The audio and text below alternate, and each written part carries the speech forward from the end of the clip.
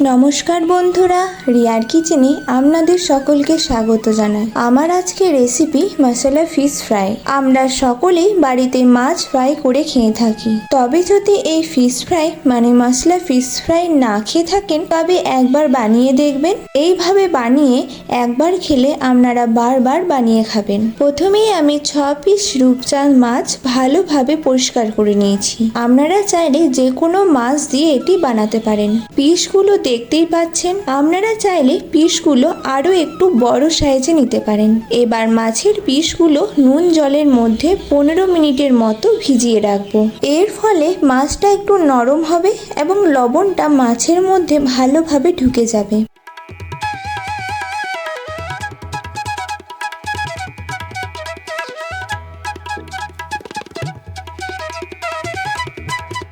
এবার মশলা ফিশ ফ্রাইয়ের জন্য মশলাটা বানিয়ে নেব।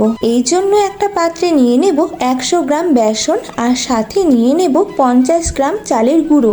এবার 1 টেবিল চামচ আজওয়ান 2 হাতের সাহায্যে ম্যাশ করে দিয়ে দেব।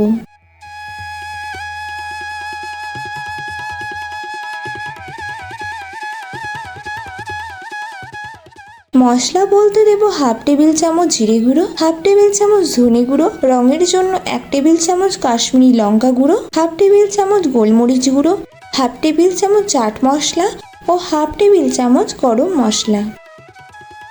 এবার সব কিছু ভালোভাবে একবার মিশিয়ে নেব।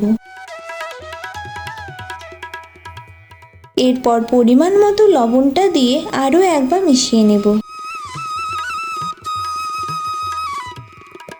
মশলা একদম রেডি। এবার একটা পেস্ট বানিয়ে নেব। এই জন্য মিক্সি জারের মধ্যে দিয়ে দেব 10 কোয়া রসুন, 1 ইঞ্চির মতো আদা, 3টে কাঁচা লঙ্কা। এরপর কিছুটা জল দিয়ে একটা স্মুথ পেস্ট বানিয়ে নেব। এইদিকে মাছটা থেকে জলটা ঝরিয়ে নিয়েছি। এবার ওই মাছের মধ্যে দিয়ে দেব কিছুটা লবণ, 1 টেবিল চামচ আদা রসুন ও কাঁচা লঙ্কার পেস্ট ও হাফ লেবুর রস।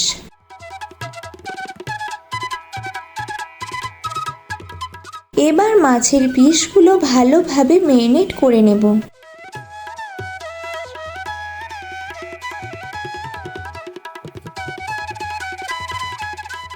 ম্যারিনেট হয়ে গেলে এবার মশলা দিয়ে কোট করার পালা। এই জন্য প্রথমে একটা ম্যারিনেট করা মাছের পিস নিয়ে নেব এবং হালকা হাতে মশলাটা মাছের মধ্যে কোট করব।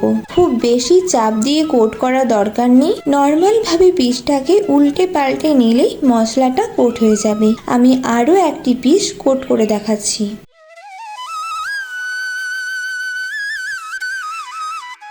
একইভাবে বাকিগুলো কোট করে নেব। কোট হয়ে গেলে 15 মিনিটের মতো রেস্টিংয়ে রেখে দেব। রেস্টিংয়ে রাখার ফলে ভাজার সময় কোটিংটা খুলে যাবে না। এদিকে আমি মাছগুলো ফ্রাই করার জন্য তেল গরম করে নিয়েছি। তেলটা হালকা গরম হয়ে গেলে মাছগুলো গরম তেলের মধ্যে দিয়ে ভেজে নেব।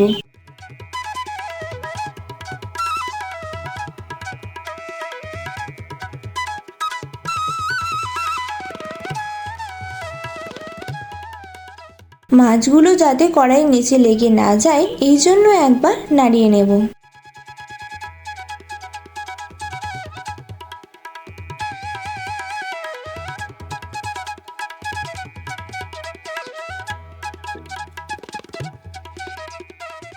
এক পিঠ ফ্রাই হয়ে গেলে উল্টে দেব ওপর পিঠটা ফ্রাই করার জন্য।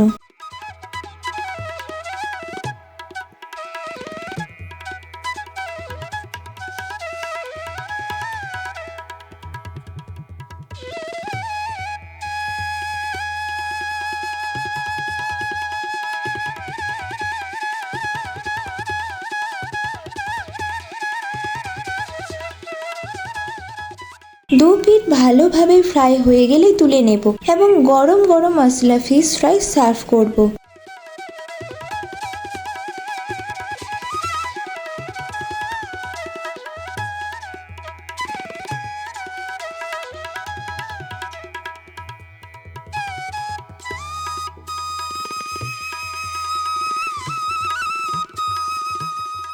তাহলে কেমন লাগলো আজকে আমার বানানো এই মশলা ফিশ ফ্রাই? গতানুগতিক একই রকম ফিশ ফ্রাই না বানিয়ে একবার এই মশলা ফিশ ফ্রাই বানিয়ে দেখবেন, আর রেসিপিটি কেমন লাগলো কমেন্টে জানাবেন। ভালো লেগে থাকলে চ্যানেলটিকে সাবস্ক্রাইব করে নেবেন আরও এরকম নতুন মজাদার বাঙালি রেসিপি দেখার জন্য। ভালো থাকবেন, সুস্থ থাকবেন, ধন্যবাদ।